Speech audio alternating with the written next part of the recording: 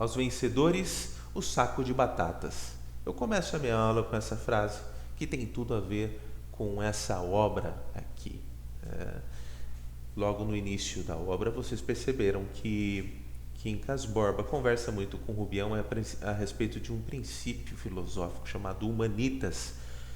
E Quincas Borba usa uma alusão, para explicar esse princípio. Ele usa a alusão das duas tribos que se degladiam por causa de um campo de batatas. E a mais forte, a mais preparada, acaba vencendo a outra tribo, mais fraca. Ela tem o direito de esmagar a outra tribo, tendo em vista que as batatas não são suficientes para alimentar as duas tribos, não é mesmo? Só que essa alusão se transportando, transferindo essa alusão para dentro das relações humanas, isso acaba ganhando um novo tom, um novo formato, não é mesmo? E que vocês acabam percebendo esse princípio dentro das relações humanas, do enredo. Beleza? Então, a última aula eu propus as atividades da aula número 4. Deixa eu colocá-las aqui. Só um instante. Número 4, aula 2, 3, 4. Aqui. No início, tia Augusta não queria que sua filha, Maria Benedita, ficasse na cidade, na casa de sua prima Sofia. Mas depois mudou de ideia. Por quê? Eu queria que a filha retornasse à roça, mas ela não quis, Maria Benedita. Perdão. Eu gostaria que vocês localizassem aí no livro de vocês esse capítulo aqui, 68, tá? Aqui. Essa lá tem uma pessoa séria. Esse trechinho aqui, para a roça, então o Cristiano Palha, conversando com a tia Augusta, para a roça, quem sabe lá, para que crie os filhos? Meu pai destinava-me a padre e é por isso que arranho algum latim. A senhora não há de viver sempre, os seus negócios andam atrapalhados. Pode acontecer que Maria Benedita fique ao desamparo. Ao desamparo eu não digo, enquanto vivermos somos todos uma só pessoa, mas não é melhor prevenir? Podia ser até que, se lhe faltássemos todos, ela vivesse à larga, só com ensinar francês e piano. Basta que o saiba para estar em condições melhores. É bonita, como a senhora foi no seu tempo, e possui raras qualidades morais. Pode achar marido rico. Sabe a senhora se já tem alguém em vista, pessoa séria? Sim, então ela vai aprender francês, piano e namoro? Que namoro? Refiro a um pensamento íntimo, a um plano que me parece adequado à felicidade dela e de sua mãe. Pois eu havia... Ora, tia Augusta, Palha mostrou-se tão mortificado que a tia deixou o tom áspero pelo tom seco. Resistiu ainda, mas a noite deu-lhe bons conselhos. O estado dos seus negócios e a possibilidade de um genro abastado fizeram mais que outras razões. Os melhores genros da roça aliavam-se a outras fazendas, a famílias de representação e riqueza segura. 2 dias depois acharam modus vivendi. Maria Benedita ficaria com a prima, iriam de quando em quando à roça, e a tia também viria à capital para vê-las. Palha chegou a dizer que, logo que o estado da praça permitisse, arranjaria meio de liquidar-lhe os negócios e transportá-la para aqui. Mas a isto a boa senhora abanou a cabeça. Bom, ela começou a vislumbrar também, o enriquecimento da filha e o próprio enriquecimento, a melhoria de vida com tudo isso, Ela podia achar um partidão, não é mesmo? Não é assim que as pessoas falam por aí, Vai que você arruma um partidão, não é? Então Machado de Assis, ele traz essas questões. Voltando lá, gente. Então a questão aqui, mas depois mudou de ideia por quê? Porque ela vislumbrou também o enriquecimento da filha e o próprio enriquecimento, a melhoria da própria vida. Beleza? Então, elevar, né, a vida numa dimensão, num estado melhor financeiramente, né? Não só da filha, mas dela também. Beleza? E também influências e tudo mais. Resumidamente, interesse financeiro, né? Que tipo de sociedade Rubião mantinha com Cristiano Palha? Onde que está isso, hein? Deixa eu abrir a tela aqui novamente. Aqui, página 58. Bom, está aqui, gente, ó. Capítulo 69, tá bom? É de saber que tinham decorrido 8 meses desde o princípio do capítulo anterior e muita coisa estava mudada. Rubião é sócio do marido de Sofia, vejam só, é sócio de Cristiano Palha, né? Em uma casa de importação, a Rua da Alfândega, sob a firma Palha e Companhia. Veja só, o nome do Rubião, aqui ele nem é citado, veja só. Era um negócio que este ia propor-lhe naquela noite em que achou o Dr. Camacho na casa de Botafogo. Bom, está aí a resposta, né? Voltando lá, que tipo de sociedade Rubião mantinha com Cristiano? Então, uma casa de importação. Beleza? Desse endereço aqui, tudo chamado firma Palha e Companhia. Próxima questão, turma. Leia o capítulo 69, destaque o trecho em que fica evidente a ingenuidade de Rubião perante a sociedade empresarial que mantinha com Palha. Então, eles tinham essa casa de importação. E onde que fica evidente aqui a ingenuidade? Né? Continuando, hein? O regime, então, tipo do estatuto, né, da empresa, que lhe indicavam, não era claro. Já só no mesmo parágrafo. Rubião não podia compreender os algarismos do Palha, cálculos de lucros, tabelas de preço, direitos da alfândega, nada. Mas a linguagem falada supria a escrita. Palha dizia coisas extraordinárias, aconselhava ao amigo que aproveitasse a ocasião para pôr o dinheiro a caminho. Veja só, multiplicá-lo. Se tinha medo, era diferente. Ele e Palha faria um negócio com John Roberts, sócio, que foi da casa Wilkinson, fundado em 1844, cujo chefe voltou para a Inglaterra e era agora membro do parlamento. Vejam só, ainda ameaçava, não, se você não quer, não tem, se você não quer continuar com a sociedade, não tem problema, né? Eu chamo o meu amigo John Roberts, né? Colocou uma pressãozinha, né? E é hora de multiplicar o seu dinheiro, né? Falava para o Rubião, né? Então, onde fica evidente a ingenuidade dele aqui, turma? Aqui, ó, Rubião não podia compreender os algarismos do Palha, cálculos de lucros, tabelas de preço, direitos da alfândega, nada. Mas a linguagem falada supria a escrita. Então, ele acreditava na lábia do Cristiano Palha, tá ok? Não procurava entender, compreender o negócio a fundo, não é mesmo? Continuando. Número 4. Carlos Maria se atreveu a galantear Sofia em um baile. Veja só, Sofia cortejada, né? De todos os lados. Ele parece uma pessoa fria e calculista também dentro dessa obra. O que ele disse? O que o narrador diz a respeito do seu caráter no capítulo 74. Então, o que ele disse, hein? Vamos lá, onde está isso aqui dentro? Indo a página 59, vejam só. 5 minutos. Ó, Sofia deixou-se. Tá aqui, ó. Deixou-se com os olhos no chão. Deixou-se. Aqui, ó, nesse trechinho aqui, turma. Sofia deixou-se ir com os olhos no chão, sem contestar, sem concordar, sem agradecer ao menos, né? Podia não ser mais que uma galanteria, né?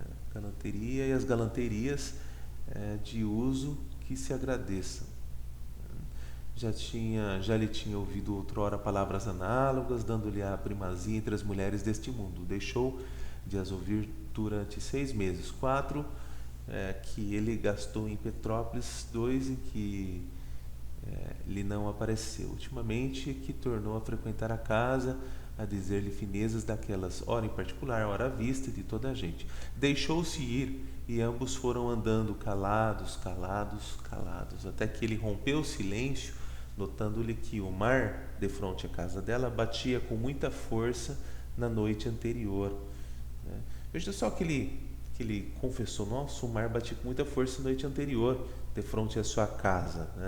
Carlos Maria disse isso a Sofia. E a Sofia responde, passou lá? Perguntou ela. Estive lá, ia pelo catete, já tarde lembrou-me descer à praia do Flamengo. A noite era clara, fiquei cerca de 1 hora entre o mar e a sua casa. A senhora, aposto que nem sonhava comigo. Entretanto, eu quase que ouvia a sua respiração. Sofia tentou sorrir. Ele continuou.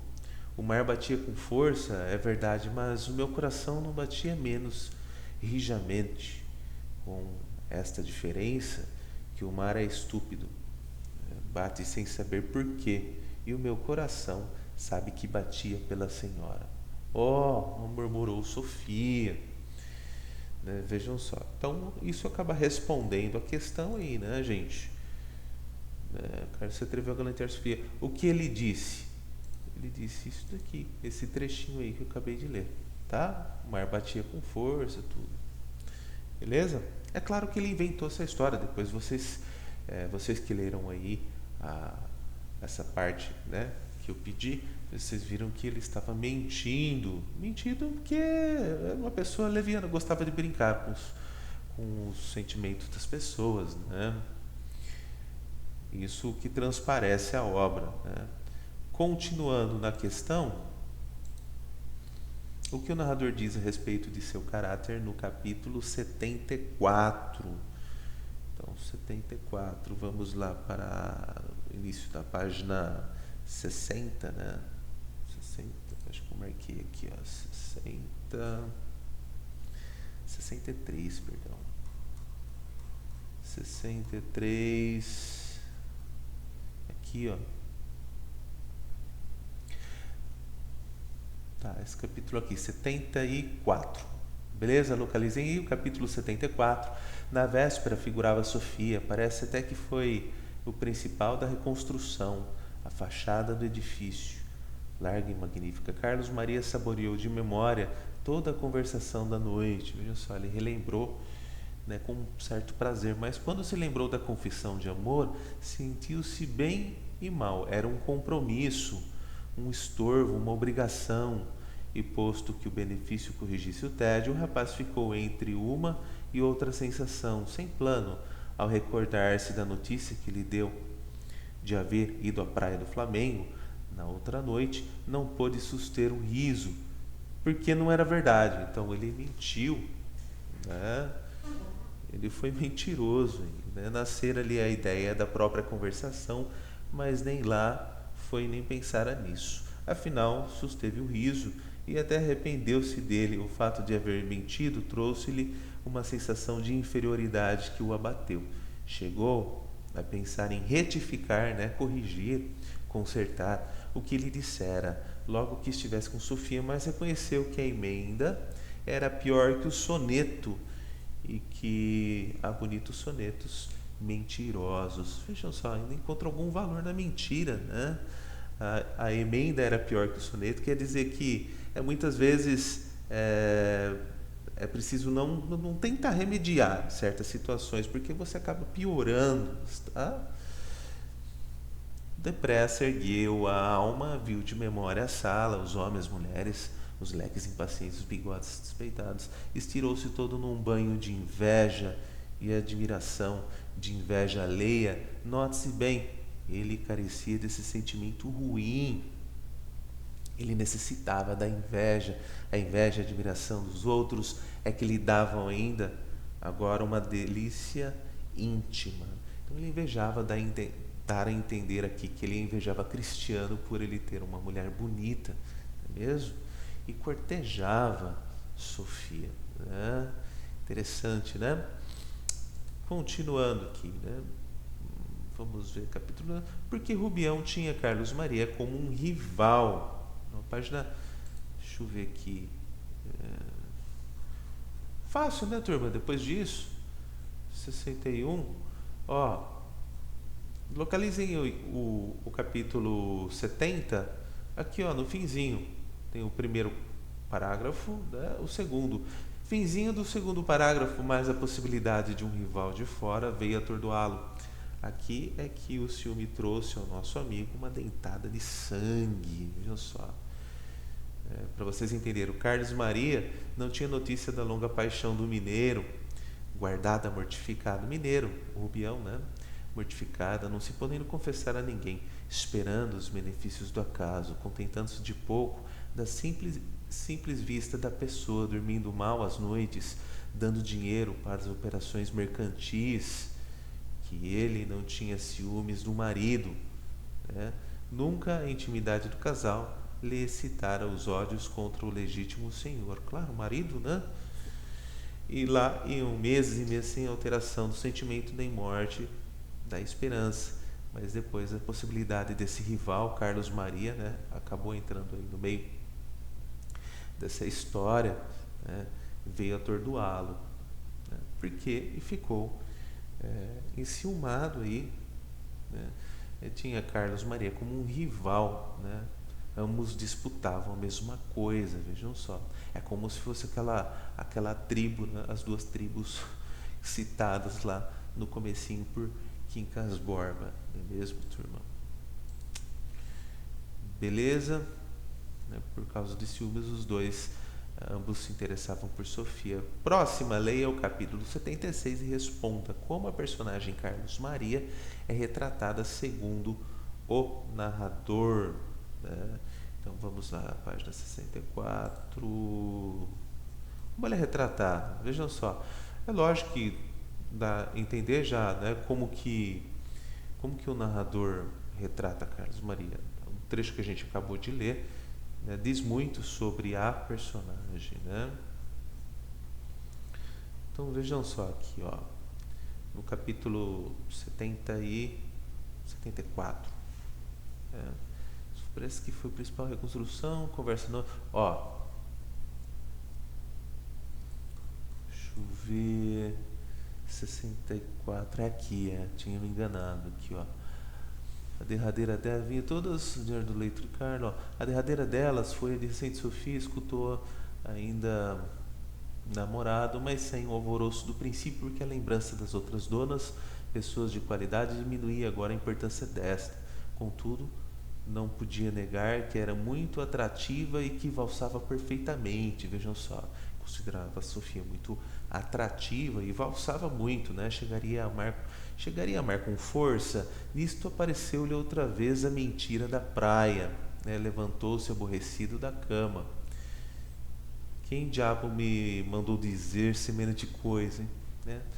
Tornou a sentir, lógico que isso não era do fundo do coração, não era um amor verdadeiro. Ele tinha necessidade de sentir ciúme, segundo o narrador, não é mesmo, gente? Então uma pessoa leviana, né? Leviana, vaidosa, extremamente vaidosa, aí, né? Volúvel, tornou a sentir o desejo de restabelecer a verdade, desta vez mais seriamente que da outra. Mentir, pensava ele, era para os lacaios e seus congêneres. Daí a meia hora trepava ao cavalo e saía de casa, que era na rua dos Inválidos. Vejam só, catete adiante. Lembrou-se que a casa de Sofia era na praia do Flamengo. Nada mais natural que torcer a rédea, descer uma das ruas perpendiculares ao mar e passear pela porta da valsista. Achá-la ia, talvez, à janela, vê-la ia corar, cumprimentá-lo. Tudo isso passou pela cabeça do rapaz. Em poucos segundos, chegou a dar um jeito à rédea, mas a alma não cavava, a alma empinou. Era ir muito depressa atrás dela, deu outro jeito à rédea e continuou o passeio. Montava bem, toda a gente que passava ou estava às portas não se fartava de mirar a postura do moço, o garbo né? Elegância, a tranquilidade, garbo, a soberba também, né? A tranquilidade régia com que se deixava ir Carlos Maria. E este era o ponto em que cedia a multidão, recolhia as admirações todas, por ínfimas que fossem, para adorá-lo. Todos os homens faziam parte da humanidade. Vejam só, como se fosse um pavão, todo aquele garbo, né? Aquele pavão atraindo a atenção das pessoas, e isso alimentava a sua vaidade, inflava o seu ego, não é mesmo? Você sabe que todas as personagens elas são superficiais aqui dentro dessa obra, não é mesmo? Beleza, turma? Quais são as atividades que eu quero propor para a próxima aula? Então, deixa eu abrir aqui. Essas aqui, ó. Eu quero que vocês leiam do capítulo 91 a 105. Poucos capítulos, tá? E respondam a essas questões aqui. Camacho tentou lançar Rubião como candidato a deputado. Quais os argumentos usados por Camacho para tentar persuadir o Camacho, aquele advogado, né, que fundou um jornal, né? Então, quais são as intenções aí, né? Os argumentos, perdão, usados por Camacho aí para tentar persuadi-lo, né? Rubião gostou da ideia da candidatura proposta por Camacho? Sim ou não? Qual a sua opinião em relação a essa candidatura, levando em consideração a personalidade de Camacho? Aqui é uma questão pessoal, tá, turma? Levando em consideração tudo que vocês leram aí a respeito da personagem, né? Qual que é a opinião de vocês? Quarta, o que motivou a crise de ciúmes de Rubião no capítulo 103? Comente. Tá fácil, né? Então aqui algumas questões eu sempre deixo assim como pista o capítulo, tá bom? Espero que vocês tenham gostado da aula, 22 minutos aqui. Vamos parar aqui, né? E façam, tá? Essas atividades. Obrigado pela atenção de todos. Qualquer coisa, qualquer dúvida, estamos lá no mural do Class. Beleza? Um abraço a todos vocês. Se cuidem, gente.